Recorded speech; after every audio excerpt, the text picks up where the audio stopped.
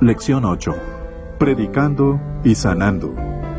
Marcos capítulo 1, versículo 14 al 39. La primera etapa del ministerio galileo de Jesús. Jesús comienza su ministerio en Galilea. Llamamiento de los primeros discípulos. Después que Juan fue encarcelado, Jesús fue a Galilea predicando el evangelio del reino de Dios. Decía: el tiempo se ha cumplido y el reino de Dios se ha acercado. Arrepentíos y creed en el evangelio. Andando junto al mar de Galilea, vio a Simón y a su hermano Andrés que echaban la red en el mar porque eran pescadores. Jesús les dijo: venid en pos de mí, y haré que seáis pescadores de hombres. Dejando al instante sus redes, lo siguieron. Pasando de allí un poco más adelante, vio a Jacobo, hijo de Zebedeo, y a su hermano Juan que estaban en la barca remendando las redes. Y enseguida los llamó. Entonces, dejando a su padre Zebedeo en la barca con los jornaleros, lo siguieron. Entraron en Capernaum, y el sábado entró Jesús en la sinagoga y comenzó a enseñar. Y se admiraban de su doctrina, porque les enseñaba como quien tiene autoridad y no como los escribas. Pero había en la sinagoga de ellos un hombre con un espíritu impuro que gritó: «Ah, ¿qué tienes con nosotros, Jesús Nazareno? ¿Has venido a destruirnos? Sé quién eres, el Santo de Dios». Entonces Jesús lo reprendió diciendo: «Cállate y sal de él». Y el espíritu impuro, sacudiéndolo con violencia y dando un alarido, salió de él. Todos se asombraron de tal manera que discutían entre sí diciendo: ¿qué es esto? ¿Qué nueva doctrina es esta? ¿Con qué autoridad manda aún a los espíritus impuros y lo obedecen? Muy pronto se difundió su fama por toda la provincia alrededor de Galilea. Comentario. Lucas capítulo 4, versículo 31 al 37. El Evangelio de Juan dice que después de realizar su primer milagro en Caná de Galilea, Jesús, junto con su madre y sus hermanos, se trasladó a Capernaum. Esta ciudad, ubicada a orillas del lago de Galilea y en la intersección de importantes rutas comerciales, era la base ideal para difundir el mensaje del Evangelio en la propia Galilea y en los lugares de más allá de esa región. Capernaum era también el pueblo de Zebedeo y de sus hijos Jacobo y Juan, así como de Pedro, cuya suegra vivía junto con él. Al siguiente sábado, después de haber sido escogidos para ser pescadores de hombres, Pedro, Jacobo, Juan y Andrés acudieron a la sinagoga con Jesús. Como la sinagoga no disponía de ministros ordenados, residentes, los principales de las sinagogas solían invitar a algún rabino, maestro o escriba de entre los presentes para enseñar las lecciones. Por esta razón, Jesús era invitado frecuentemente a dirigirse a las congregaciones. Marcos no nos dice de qué habló Jesús ese sábado, pero sí menciona la reacción de asombro que produjo Jesús su predicación entre los oyentes. El Salvador no les enseñaba al estilo de los maestros de la ley, pues no apelaba a las interpretaciones postuladas por los antiguos maestros, ni tampoco fragmentaba la palabra de Dios, como hacían ellos, convirtiéndola en una procesión interminable de reglamentos legalistas. En vez de eso, Jesús siempre proclamaba el mensaje del Evangelio. No citaba a expertos, sino que con autoridad propia proclamaba las buenas nuevas. Esta fue una de las primeras lecciones que aprendieron los discípulos, que en Jesús estaban ante la autoridad suprema. También en nuestro caso, Jesucristo es mucho más que un sabio maestro, o un molde o un patrón al que debemos modelar nuestra vida. Él es aquel que de hecho y de palabra personifica el amor inmerecido de Dios por los pecadores. Suya es la última palabra. No nos debe sorprender que a pesar de su derrota en el desierto, Satanás no se resignara a dejar sin retar ese mensaje y a ese predicador.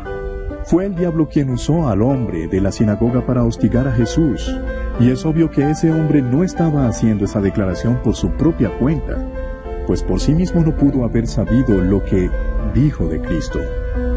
Tanto Satanás como el espíritu maligno que se había adueñado de la persona sabían que Jesús de Nazaret era el Hijo de Dios y que había venido con el propósito de destruir su dominio satánico sobre la humanidad. Con las palabras que dirigió a Jesús, el diablo se mostró más sabio que muchos teólogos modernos.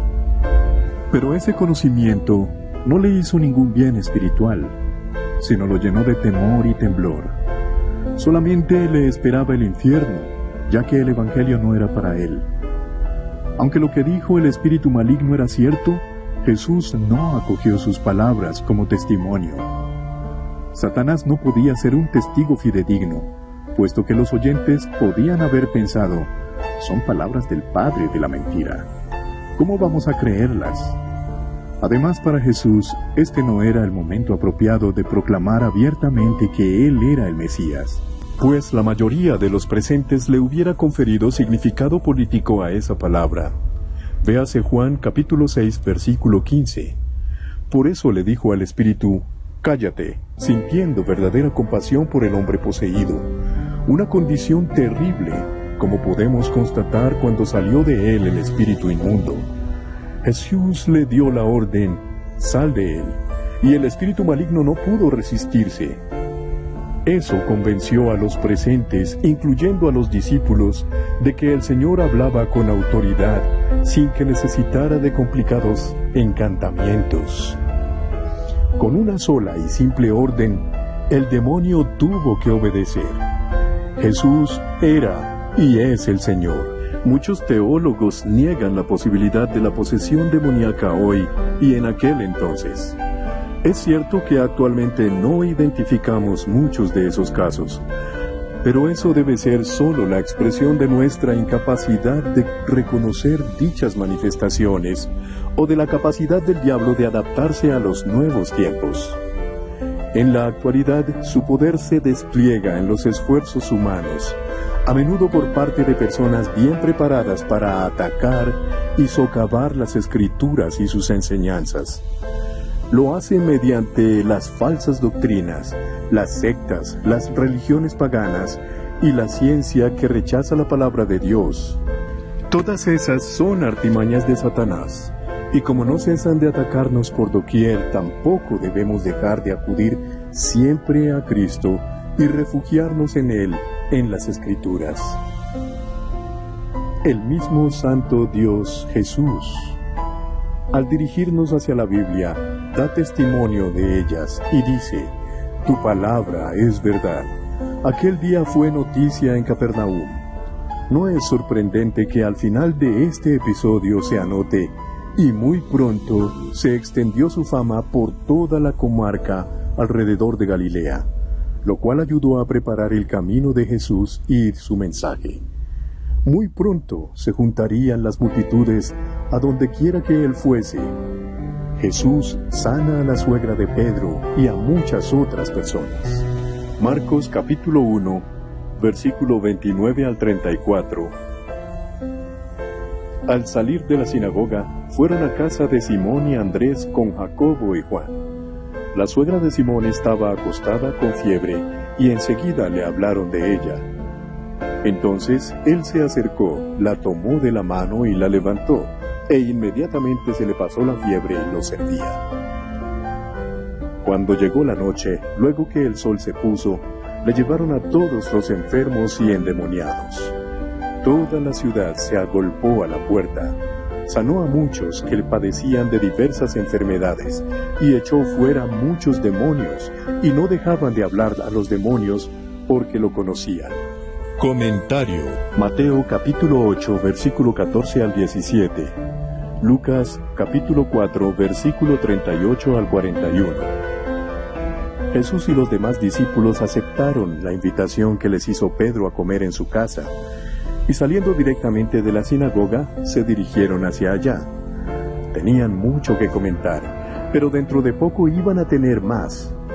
Cuando llegaron, encontraron a la suegra de Pedro enferma, con fiebre. De inmediato los discípulos le plantearon el problema al Señor. ¿Estaba dispuesto a ayudarlos también a ellos? ¿O los milagros eran algo destinado exclusivamente a incrementar su prestigio y el reconocimiento entre las multitudes? Jesús respondió a la solicitud. La curación fue inmediata y total, y los discípulos se dieron cuenta en ese momento de que todos los que eran cercanos al Maestro eran también el objeto de su amor y de sus cuidados. Plenamente restablecida, la mujer comenzó a atenderlos expresándoles con ello el agradecimiento que sentía. Pedro nunca olvidó el hecho, y Marcos tuvo que haberlo oído de él frecuentemente. Pedro era casado. Nuestro Señor no le exigió el celibato a los que llamó para que le sirvieran, ni siquiera del hombre que se convirtió en el vocero de los apóstoles. En 1 Corintios, capítulo 9, versículo 5, Pablo declara que Pedro no era el único casado entre los apóstoles, y que incluso los hermanos del Señor tenían sus esposas. Lo que es más, sus mujeres acompañaban a menudo a los apóstoles en sus viajes misioneros. Lo único que Jesús pidió a ellos fue lo que pide de todas las parejas de casados: fidelidad conyugal. Con la caída de la tarde y el fin del sábado, una multitud llegó sin demora a la casa, llevando a sus enfermos y a sus endemoniados. Nada era demasiado. Jesús los liberó de su aflicción, sanó a los enfermos y expulsó a los demonios sin que algún mal fuera obstáculo para él.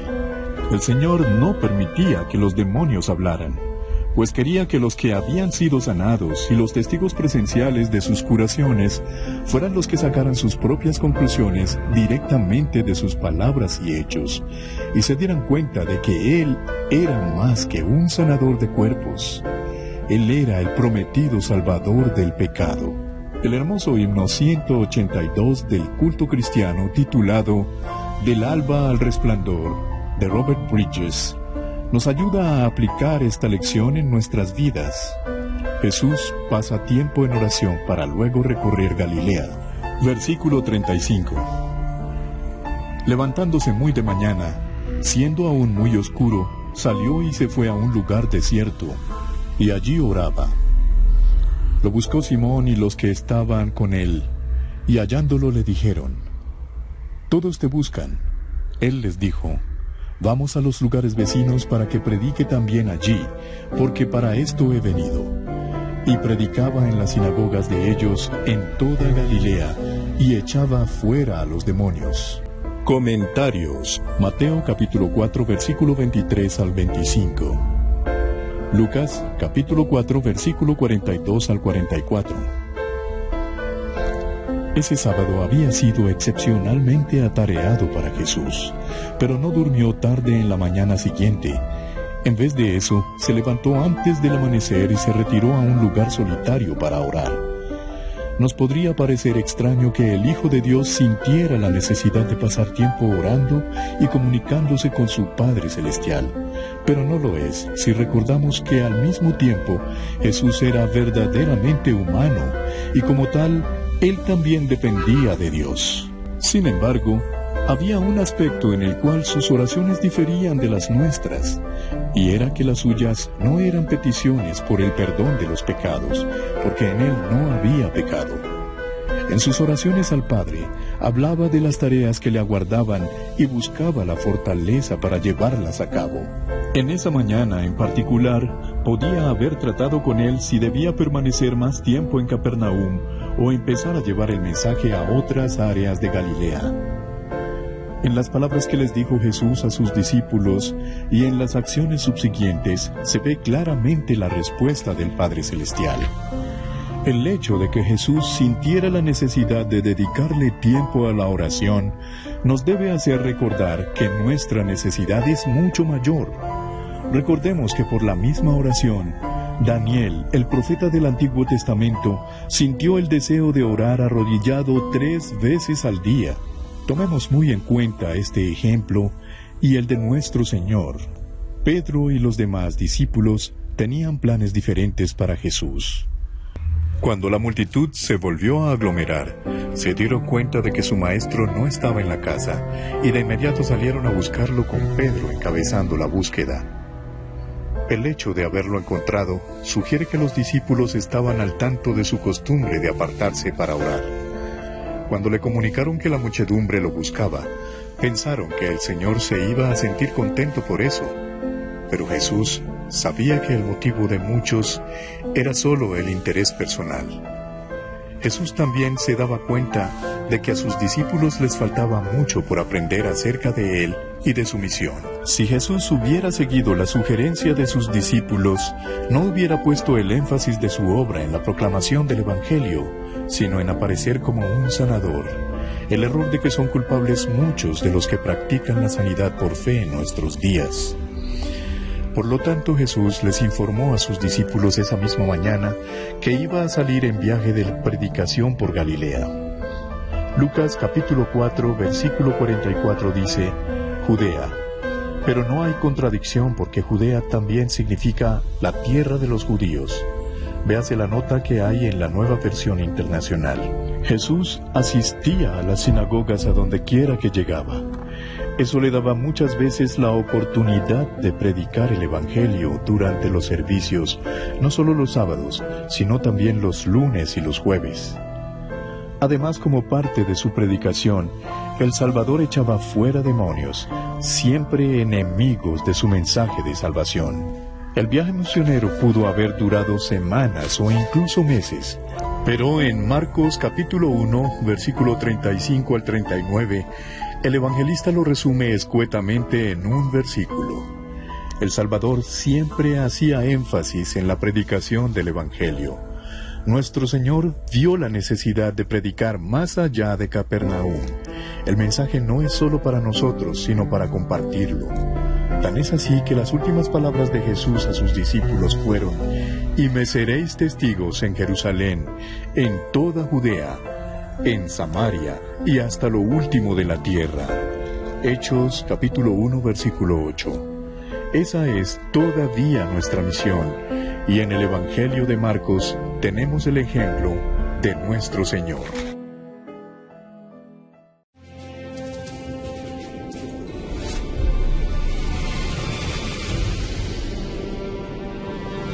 Academia Cristo, aquí tu paz.